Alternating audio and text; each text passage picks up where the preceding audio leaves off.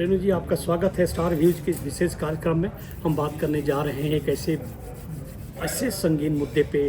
Doctor Manmohan Singh आज पंच तत्व में विलीन हो गए। एक आज युग का अंत हो गया। एक ऐसा युग जिसने भारत को आर्थिक उदारीकरण के रास्ते पे चलना सिखाया, भारत को तीसरी बड़ी आर्थिक शक्ति के रूप में उभरने के रास्ते पर लाया। उनका आज पंचतत्व में विलीन होना भारत के लिए एक बहुत बड़ी क्षति है। रेणु जी, लंबे समय से आप राजनीति कवर करते आ रही हैं। 10 साल तक डॉक्टर मनमोहन सिंह प्रधानमंत्री रहे। अनेकों बार आपको मिलने का मौका मिला होगा। आपको प्रथम दृष्टि में क्या लग रहा है कि डॉक्टर साहब की क्षति क्या पूर्ति हो सकती है? देखिए, डॉक्टर साहब जो है वो आप एक ऐसे इंडिविजुअल थे जो शायद उनको डुप्लीकेट करना बहुत मुश्किल है। वो पढ़े लिखे थे, विद्वान थे, इकोनॉमिस्ट थे और बहुत हम्बल आदमी थे, ईमानदार थे, उनकी क्रेडिबिलिटी थी। और ये सब क्वालिटीज़ एक आदमी में पाना बहुत मुश्किल काम है। उन्होंने जो रिफॉर्म्स का प्रोसेस शुरू किया, ये पीवी नरसिम्हा राव के टाइम पे जब वो फाइनेंस मिनिस्टर बने तो उन्होंने जो फूड सब्सिडी हटाई, फर्टिलाइजर सब्सिडी, ये बात मैं पहले भी कहीं कह चुकी हूँ कि जो आंध्रा का जो एक बहुत बड़ा कंटिजेंट था एमपीज का, 40 के करीब थे, और वो रोज़ चिल्लाते थे डॉक्टर साहब के खिलाफ। वो रोज़ नरसिम्हा राव को जाके कंप्लेंट करते थे कि आप इनको हटाइए किसी भी कीमत पे। आंध्र प्रदेश बेसिकली एक एग्रीकल्चरल स्टेट है और वो उन्होंने कहा कि भाई ये तो हमारे सारे इंटरेस्ट के खिलाफ काम कर रहे हैं। तो ये जो प्रोसेस रिफॉर्म्स का शुरू हुआ, ये चलते चलते जो है जब ये प्रधानमंत्री बने तो ये और एक्सेलरेट हुआ। पर एक बहुत बढ़िया क्वालिटी ये थी कि एक तरफ तो वो कैपिटलिस्ट थे और वो बिलीव करते थे इकोनॉमिक रिफॉर्म्स में और चीज़ों में, और दूसरी तरफ कुछ हद तक वो एक सोशलिस्ट भी थे। उनको इंडिया की रियलिटी पता थी कि हम बहुत गरीब हैं, हम अमेरिका नहीं बन सकते। तो ये जो कुछ स्टेप्स ऐसे लेने पड़ेंगे कि जिसको लोगों का इंटरेस्ट हर्ट ना हो। बहुत सारे सोशल सेक्टर प्रोग्राम जिसमें आए, सोनिया गांधी और डॉक्टर मनमोहन सिंह ने मिल के ये कार्यक्रमों को चलाया। बेसिकली ओरिजिनेट हुए वो सोनिया गांधी के नेशनल एडवाइजरी काउंसिल से और ये प्रधानमंत्री तक पहुंचे जाते थे। तो कई उसमें तो प्रधानमंत्री बोल देते थे कि भाई देखिए ये तो बहुत नोबल आइडिया है पर हमारे पास इतना पैसा नहीं है भाई। तो वो कहती थी नहीं डॉक्टर साहब, आपको कुछ तो करना पड़ेगा, आपको ये करना पड़ेगा क्योंकि ये लोगों के हित में काम है। आपने देखा फार्मर्स लोन हुआ, मनरेगा हुआ, और food security, education, right to information, बहुत सारे ऐसे रेवोल्यूशनरी स्टेप्स लिए गए उस सरकार में, जो दोनों के। अब आज अगर बीजेपी कहती है कि डॉक्टर साहब को गांधी फैमिली ने अपना ड्यू नहीं दिया, तो ये बहुत ही लाफेबल बात है, क्योंकि ज़्यादातर जो काम हुआ वो दोनों के मिले जुले एफर्ट से हुआ। रेणु जी, जिस तरीके से देश के अंदर जो डॉक्टर साहब ने रिफॉर्म किए, जो तब्दीलियां ले आई, जो विधेयक ले आए, जो बिल पास कराए, वो देश की जनता के जीवन शैली को बदल दिया। चाहे मनरेगा हो या राइट टू इन्फॉर्मेशन हो, ठीक है, ये फंडामेंटल मूलभूत परिवर्तन आया। आपको याद होगा कि अमेरिका के प्रधानमंत्री ने सेंट्रल हॉल में राइट टू इन्फॉर्मेशन की बात की। This is the biggest achievement for India कि एक ऐसा प्रधानमंत्री है जिसने जनता के हाथों में इतनी बड़ी शक्ति दी है। डॉक्टर साहब एक स्टेट्समैन के रूप में भी याद किए जाएंगे, जिस तरीके से जिन कमज़ोर सरकार के होते हुए, एक मिक्सचर सरकार के होते हुए उन्होंने न्यूक्लियर डील को पास करवाया। ये कोई साधारण बात नहीं थी, उस समय के माहौल में एक बहुत बड़ी बात थी। तो इनका जो अंतर्राष्ट्रीय जो छवि थी डॉक्टर साहब की, वो भी देश की छवि से बड़ी थी। क्या आपसे इस इत्तेफाक रखती हैं? हाँ, बिल्कुल। डॉक्टर साहब देखिए बहुत स्ट्रॉन्ग आदमी थे। जो लोग उनको वीक प्रधानमंत्री कहते थे, रिमोट कहते थे, और बहुत सारी बातें बीजेपी उनके बारे में बोलती थी। प्रधानमंत्री ने तो ये भी कहा कि वो एक ऐसे लीडर है जो रेनकोट पहन के नहाते हैं। तो ये जो सारा क्रिटिसिज्म था उनके ऊपर, ये मुझे लगता है कि ये बेबुनियाद था, क्योंकि जब उन्होंने चाहा न्यूक्लियर डील करना तो उन्होंने परवाह नहीं की कि सरकार जा रही है नहीं जा रही। लेफ़्ट में नाराज़ हो गया, लेफ़्ट ने छोड़ दिया। जो मेरा अपना मानना है कि लेफ़्ट का छोड़ना यूपीए के लिए बहुत अच्छा वो सिम्टम नहीं था, क्योंकि लेफ़्ट बहुत सारी चीज़ों पे करेक्टिव स्टेप्स दिखाता था कि आप इतने एक्सट्रीम तक मत जाइए, middle of the road path लीजिए। तो उससे यूपीए को फ़ायदा ही हुआ, कोई नुकसान नहीं हुआ। पर उसके अलावा जो है उन्होंने फिर भी मैनेज किया, पॉलिटिकली मैनेज किया, और समाजवादी पार्टी आई, आपको जैसे याद होगा, और वो सरकार बची और चली भी।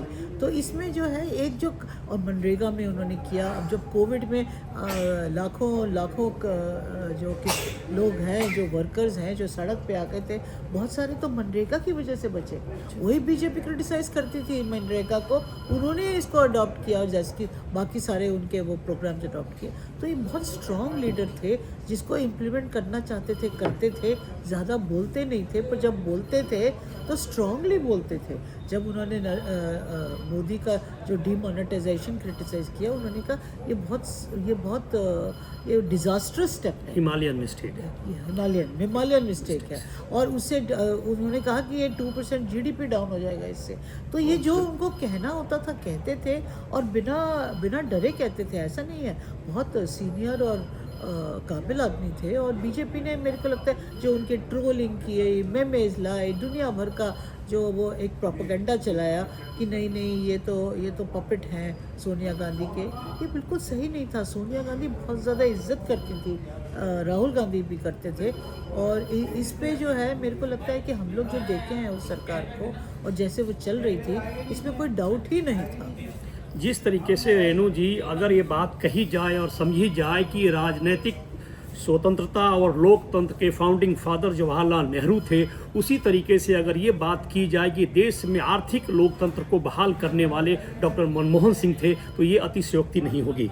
नहीं, बिल्कुल सही बात है। वो, मैं तो उनको फादर ऑफ इकोनॉमिक रिफॉर्म्स बोलती हूँ। उन्होंने ही बात, देखिए, मेरा ये भी मानना है कि राजीव गांधी ने एक्चुअली प्रोसेस शुरू किया, जो कंप्यूटराइजेशन हुआ, जिस तरह से उन्होंने जो डिफरेंट मिशंस बनाए एक इकोनॉमी को ओपन करने के लिए। पहले आपको याद है लाइसेंस राज था, अलग अलग डिपार्टमेंट्स में जाके आपको, अगर वो आपको क्लियरेंस नहीं लेंगे तो आपको इंडस्ट्री सेटअप नहीं कर सकते, बहुत सारी तकलीफ़ें थी।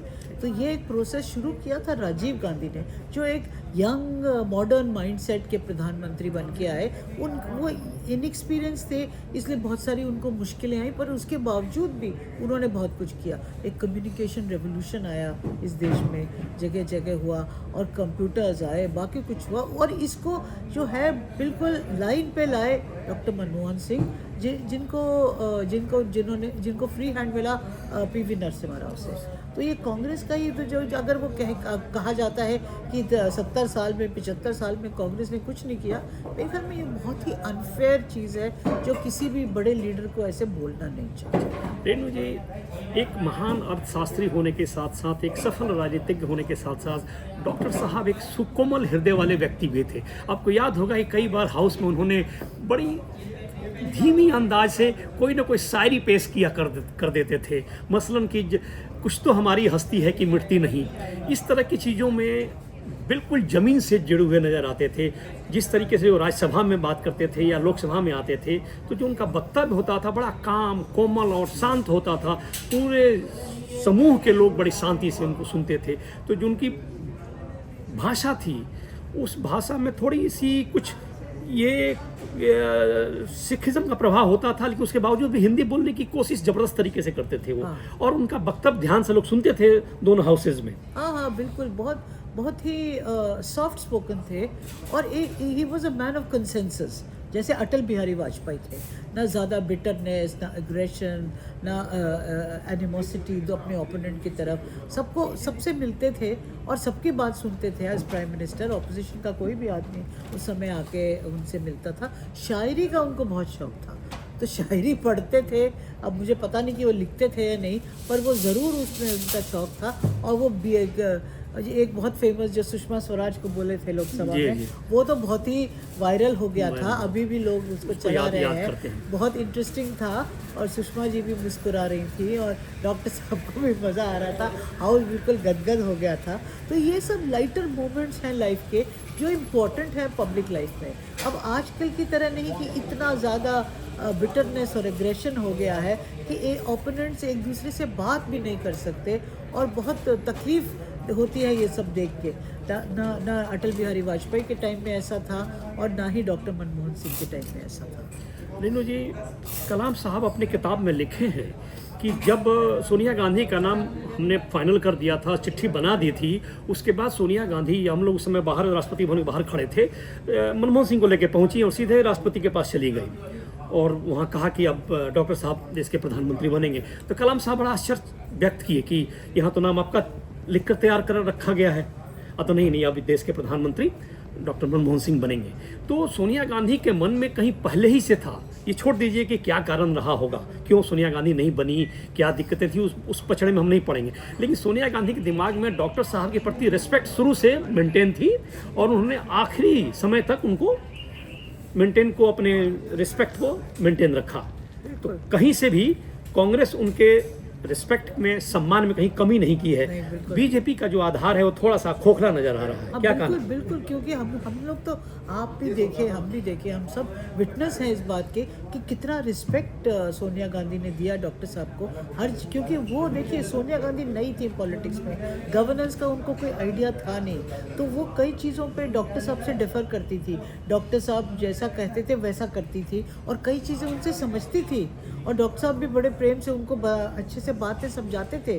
तो ये एक अच्छा वर्किंग रिलेशनशिप था दोनों के बीच में और वो जो रिस्पेक्ट एक प्रधानमंत्री को देना चाहिए वो देती थी। जो पर लोग ये समझ लीजिए कि कांग्रेस प्रेसिडेंट का पोस्ट ज़्यादा बड़ा होता है क्योंकि पार्टी से ही सरकार बनती है, तो पर उसके बावजूद पूरा रिस्पेक्ट दिया जाता था। और राहुल गांधी का भी यही था, उन्होंने कहा है कि वो मेरे मेंटर थे, तो ऐसा तो नहीं कि दोनों झूठ बोल रहे हैं, यही हकीकत है। और अगर बीजेपी की कोशिश कर रही है समझाने की कि दोनों के बीच में प्रॉब्लम्स थी और सोनिया गांधी ने उन पर प्रेशराइज किया और उनको रिमोट की तरह उनको चलाया, ये किया, ये सब बातें गलत है। डॉक्टर साहब का अपना एक अलग माइंड था, उनका अपना सोच था, उनको पता था क्या सही है क्या गलत है और वो बहुत ईमानदार आदमी थे जो कोई भी लालच या लोभ या इन सब चक्करों में नहीं पड़ते थे।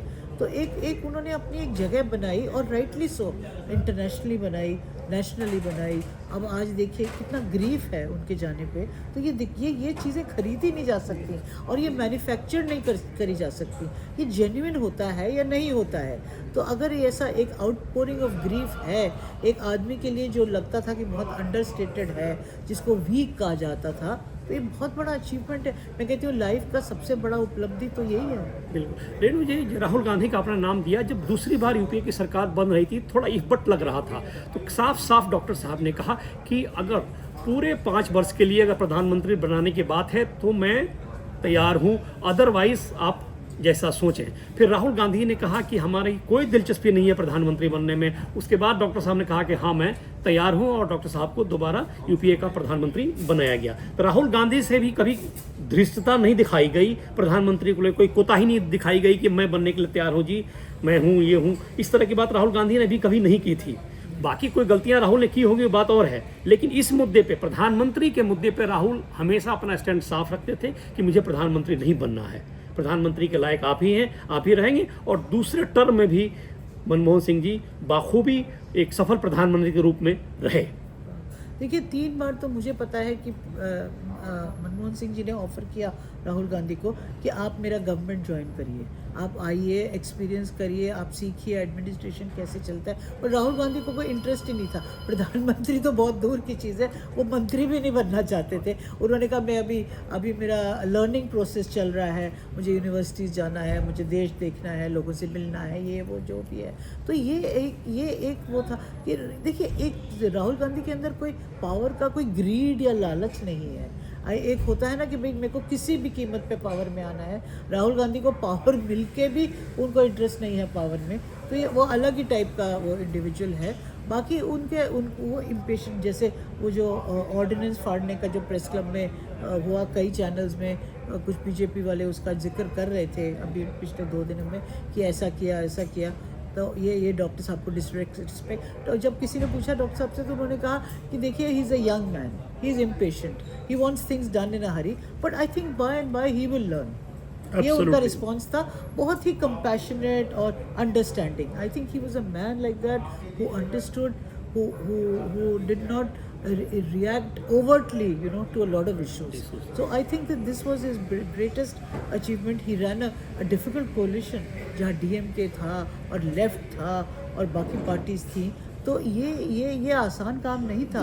तो इसमें काफ़ी हद तक सोनिया गांधी का भी कंट्रीब्यूशन था, और सोनिया गांधी की जो टीम थी वो जो प्रॉब्लम्स मैनेज करने के लिए, पर जैसे डॉक्टर साहब गवर्नेंस और एडमिनिस्ट्रेशन और इकोनॉमिक अफेयर्स देखते थे, तो ये पॉलिटिकल अफेयर्स ज़्यादा इस तरफ आते जी, थे। जैसे आपने बात किया, ये सब लालचियों की एक टीम बनी थी UPA 2, और आपने देखा कि उस सरकार के दरमियान सरकार पर कितने भ्रष्टाचार के आरोप लगे, लेकिन डॉक्टर साहब पे कोई भी छींटे नहीं पड़े। और यहाँ तक कि ये ऐसे प्रधानमंत्री हैं जो दूसरे टर्म में सारे उद्योगपतियों को हाजिर होना पड़ा CBI के दफ्तर में, छोटे उद्योगपति हों या बड़े उद्योगपति हों, जो लोग भी 2G से संबंधित थे उन सबको लाइन हाजिर किया गया।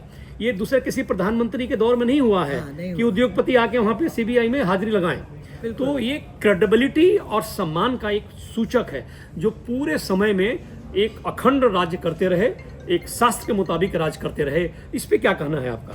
ये बिल्कुल सही बात है। एक देखिए, क्रेडिबिलिटी होती है तभी आदमी ये कर सकता है। अगर आप अंदर अपने आप में चोर हैं तो आप कैसे बाकी चोरों को इकट्ठा करके बुलाएंगे? हो नहीं सकता। और उनके रिजीम में कोई डर नहीं, कोई खौफ नहीं, कोई प्रेशराइज करने की बात नहीं, बस simple and straight forward governance था। करो, उनके ऊपर बहुत सारे प्रेशर्स थे। हमने देखा कोल स्कैम है, ये देखा आपने 2G है, बाकी और थे, तो उसके बावजूद वो चलते चले गए। और और जब वो कहते थे कि हिस्ट्री विल जज मी मोर काइंडली, तो उनमें एक इसका मतलब एक कॉन्फिडेंस था कि जो मैं काम कर रहा हूँ वो सही कर रहा हूँ। और जो अगर हो सकता है आज के लोग या आज का मीडिया नहीं मेरी वर्थ को पहचाने, पर आने वाले दिनों में जो अगली जनरेशन है वो समझेंगे कि मैंने कितना काम किया है। और उन्होंने कहीं ये भी कहा कि I have done my job well. तो इसका मतलब वो आदमी बहुत अपने आप में लेके बहुत ज़्यादा कॉन्फिडेंट था कि वो जो कर रहे हैं वो सही कर रहे हैं और देश के लिए कर रहे हैं और सही पाथ पे चल रहे हैं। तो मेरे ख्याल में इससे बड़ा और क्या हो सकता है? हिंदुस्तान डॉक्टर साहब के कंट्रीब्यूशन को जन्मांतरों तक याद रखेगा। जिस तरीके से डॉक्टर साहब ने ईमानदारी के साथ अपनी भूमिका निभाई, देश, पत्रकार और जनता उनको नमन करती है। आप स्टार व्यूज़ के प्रोग्राम में आए, आपका हार्दिक